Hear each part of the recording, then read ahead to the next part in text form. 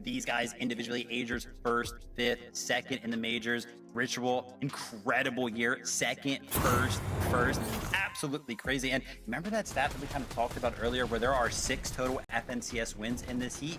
These two right here take up 4 of those. So absolutely incredible stuff. And obviously, listen, they've got the experience, they know how to win FNCSs, but another thing that they have proven that they also know how to do this season is get eliminations. I was kind of looking at the stats for this heat and kind of comparing all of the individual stuff and how the teams are kind of doing it and some of the stuff this season. So took a look at the Div Cup finals and average elims per game.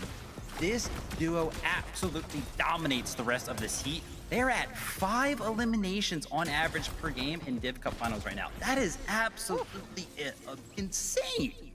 I think a lot of that also comes down to, especially with it being a duos competition now for the FNCS, you get a lot of solo situations. And Ritual and Agers prove time and time again how they're able to kind of maximize the situation when it comes down to a solo situation. I'm not saying that they have to necessarily get the victory royale, but they make sure that they survive as long as they can, as well as getting a few eliminations, and that is so pivotal in a duos competition.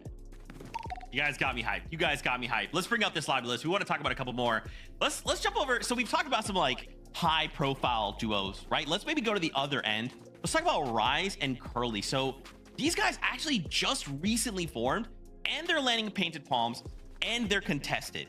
I feel like that's a pretty dangerous mix, but you know, this is still heats. All we need is a victory out, right, Kelly? Like, or a top 10. That feels doable, but you know, it's an uphill battle right now. When you say danger, we also have to add the fact that they are going to be contested by James Sullivan and G-Sus over there at Painted Palms. But honestly, Curly and Rise, I mean, Rise has been a veteran for a very long time. Curly has also had his own shining moments throughout the FNCS, but definitely newer compared to Rise.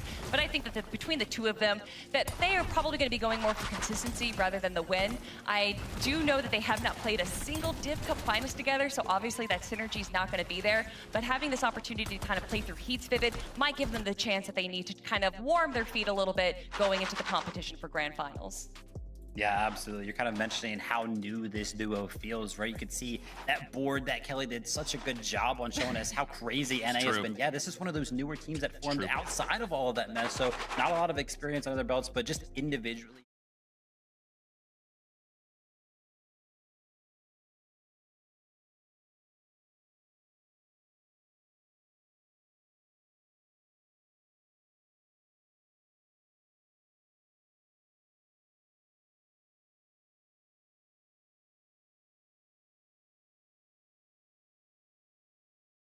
Ready monster, and the format proves it to be so. Even though there are 15 spots up for grabs with only 5 games, time can run out quick, and I've seen it before in the past where teams outside of that point threshold win that last game and kind of jumble things up. So you cannot take these chances for granted, because going through the LCQ is going to be a nightmare. Yeah, it's going to be tough here, but hey, you know what? Heat 1, this is just, as we like to say, the beginning of the weekend, right? You know, if this was, you know, breakfast, lunch, and dinner, we're starting with breakfast right now. Just kind of ease things up, get us into kind of the groove, open things up as we start, of course, looking at all the action. But, you know, this season also is almost entirely refreshed, right, as far as what kind of loot pool we're looking at, the drop spots that are available, right? So, Jacob, we have a lot, of course, that we're going to be looking forward to. Yep. And it sounds like, right into game number 1. Definitely right there. I'm ready for this right here. Fortnite is back, baby. FNCS season is here, Jacob. We get to, of course, call all of the action as we now begin things off here with Heat 1, game number 1. Yep, and this is where, as the games progress, it's going to continue to get interesting because as a team wins the game, we talk about that instant 1,000 points. It grants you a spot in the FNCS Grand Finals next weekend, and you don't have to play the rest of the games out, which means your drop spot then opens up for somebody else in the lobby. If they're going to take the risk and try to take it, but the contested fight over towards Painted Palms, this is what Kelly, Vivid, and Zeke were talking about. Rise and Curly, they have a lot of experience on their team. It's just about how you put it together against a team that you might not know a lot about. Yeah, definitely. And I mean, Curly and Rise obviously easily could be favorites, of course, that we're going to be looking at here as we're taking Painted Palms here. But you know what? There's going to be, of course, all types of competition everywhere. And as you know, Jacob, I mean, it can go either way. If you look at the EU, some teams were deciding, hey, I'm not just going to go ahead and, pick up the Victory Royale right now. I actually want to get my reps in.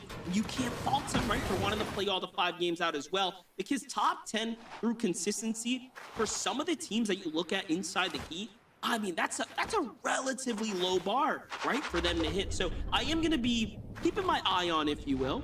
Okay, who's going to play for the win? Who's going to punch their ticket out early? Who's actually going to just stick around just to keep us entertained? Yeah, 2 different kind of win conditions to get into that finals. And this is a team, speak of those win conditions, that can do both. Ritual Agers, uncontested at Sandy Strip. They have a lot of time, a lot of space here to kind of get up their loot, get their materials, and kind of go from there. This is a team, though, that's also known to kind of use some of those tricks in the middle to launch onto teams unexpectedly. Wonky Land, this is where most times or not, you see it uncontested by Clicks and Higgs, but they're no longer in the lobby. That leaves Sniper and Avenger against Mopping and Max here, who also contested them in the eval finals. Yeah, that is something really interesting, right? Depending on who comes out of this drop or really out of this heat here will determine if whether or not Clicks may have some competition forcing into the final. So all of these fights do matter, but Avenger's team is going to come out on top. And gosh, they made that look nice and quick there. Sniper Dude and Avenger Lurk just come in, catch their 2 elims, and get out. Yeah, that's huge right there, and just take note of the lack of damage or the little bit of damage that they actually take with the Storm Surge changes. That's going to help them so much because they get early damage. Now they have uncontested Wonky, and they can kind of set up to go through the rest of their game plan, figure out where the zone pulls, and kind of work their way from there. Jesus, see his duo here from Painted Palms. And a lot of times you see a contested fight, Monster, and you think it's kind of be a 50-50. Maybe they're going to fight it until one team fully gets eliminated. This time, early on here in Heat number 1, it does look like Painted Palms is going to split this time around. Yeah, really interesting. We'll keep tabs on them too, right? This is one of the first times they actually get themselves on the broadcast here. So no real, history to reflect back on, but some that is with Prezi and Fabio here.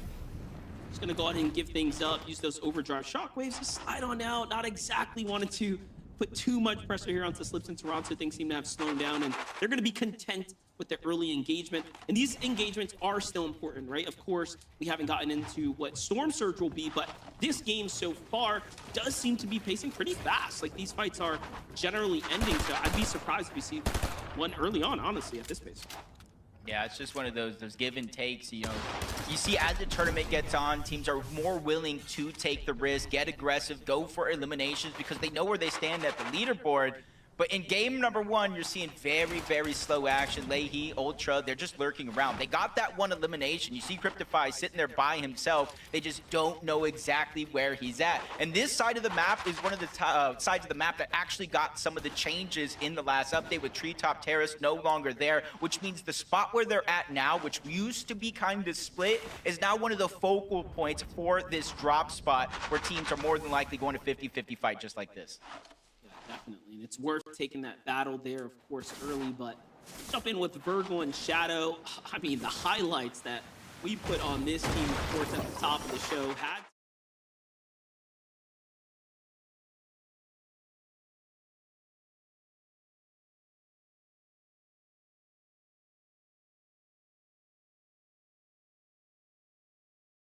feel like Shadow might just be next up.